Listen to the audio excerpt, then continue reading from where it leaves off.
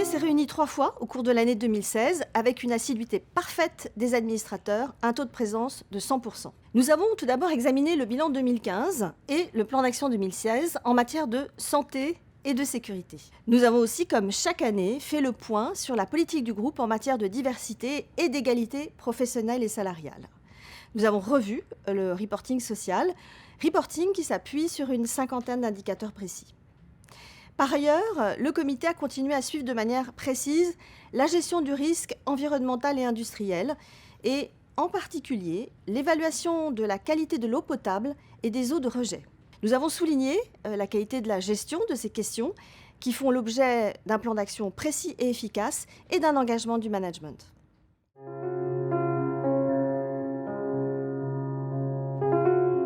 Le comité a suivi de façon spécifique la mise en œuvre de la politique éthique et en particulier du déploiement du guide éthique de la relation commerciale et des formations correspondantes.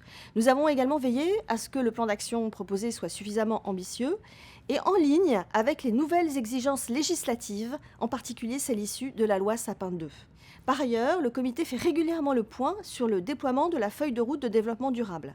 Nous avons porté une attention particulière à l'exercice de matérialité mené par le groupe. Cet exercice, de grande qualité, permet de mettre en lumière les attentes de nos parties prenantes pour construire une nouvelle feuille de route de développement durable qui soit la plus pertinente possible.